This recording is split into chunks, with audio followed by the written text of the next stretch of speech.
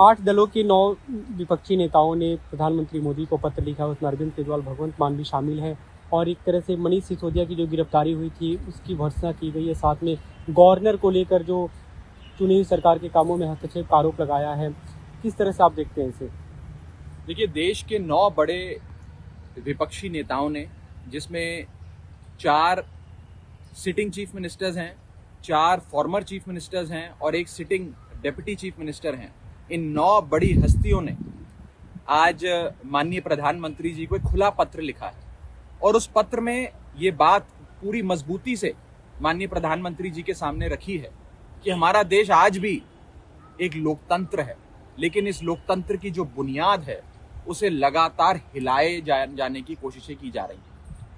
कैसे आज अपने सियासी प्रतिद्वंद्वी पर सीबीआई, ईडी का प्रहार करके, तमाम एजेंसियों का प्रहार करके उन्हें पकड़ के जेल में डाला जा रहा है। और ये किसी एक पार्टी तक सीमित नहीं है, तमाम पार्टियों के जो भी विपक्षी दल मजबूत होता नजर आता है, ईडी, सीबीआई उसके घर पहुंच जाती है, उसे दबोच कर जेल में डाल देती है और फिर महीनों सालों उसकी बेल नहीं होती।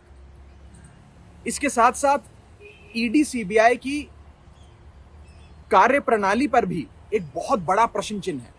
आपको जानकर अचंभा होगा कि पिछले 9 साल में सीबीआई ने जितने मुकदमे दर्ज करे उसमें से 95% मुकदमे देश के विपक्षी नेताओं पे दर्ज हुए।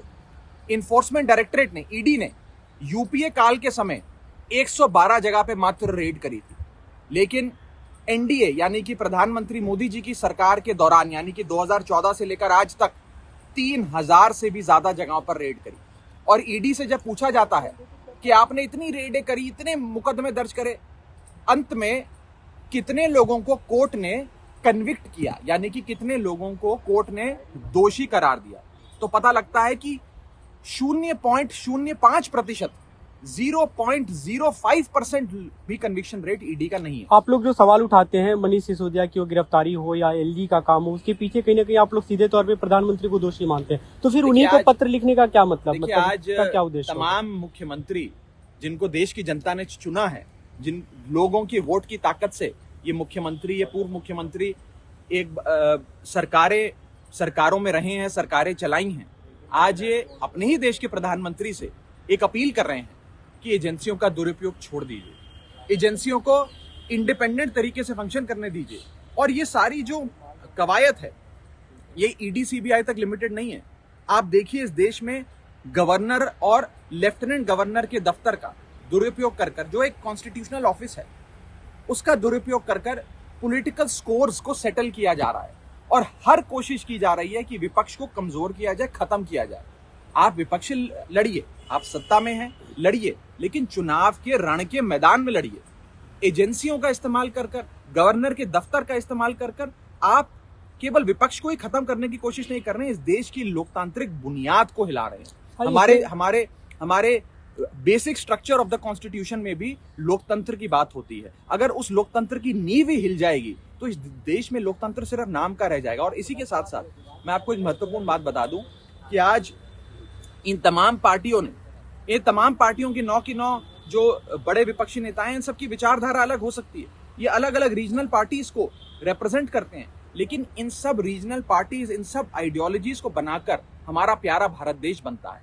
आज उस भारत देश के तमाम निर्वाचित नेताओं ने माननीय प्रधानमंत्री जी को चिट्ठी लिखकर गुहार लगाई है कि हो सकता है कि हमारी विचारधारा आपकी पार्टी की विचारधारा से मेल ना खाती हो सकता है हमारे विचार आपके विचारों से मेल ना खाते हों, लेकिन आप कृपया कर इस लोकतंत्र की जो बुनियाद है उसे ना हिलने दें और ईडी, सीबीआई का दुरुपयोग जो आज केंद्र में बैठी सरकार कर रही है उसे बंद किया जाए।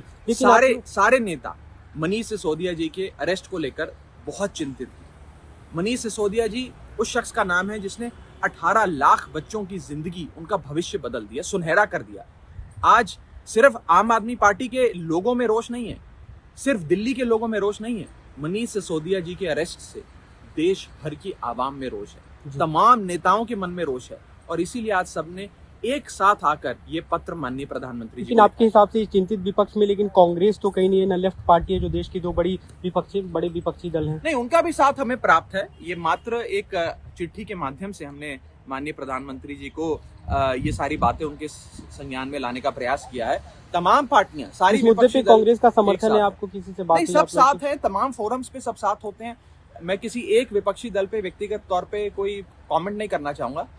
मुझे लगता है कि जहां तक लोकतंत्र को बचाने की बात है, तमाम विपक्षी दल साथ में है। बीजेपी को छोड़कर मैं आपको ये बताना चाहता हूं कि एनडीए के घटक दल भी आज हमें फोन कर समर्थन दे रहे हैं। कितने एनडीए के घटक दल है जिनके फोन हमें आए और उन्होंने कहा कि मनीष सिसोदिया जी के साथ जो हो रहा है बहुत बुरा हो रहा है। आप लोगों के साथ जो हो रहा है वो गलत हो रहा है। और इसीलिए मैं कह रहा हूं, ये आप इसे सिर्फ विपक्ष बनाम सत्ताधारी पार्टी के चश्मे से ना देखिए, इसमें सब साथ हैं। कौन है एनडीए के घटक दल या नेता? कोई अब ये सार्वजनिक तौर पर बताना उचित नहीं है कि एनडीए के कौन से घटक दल के नेताओं ने, बड़े नेताओं ने हमें फोन कर अपनी चिंता जताई। अगर मैं नाम ले दूंगा तो हो सकता है शाम तक उनके घर पे भी ईडी सीबीआई पहुंच जाए। कल मनीष सिसोदिया की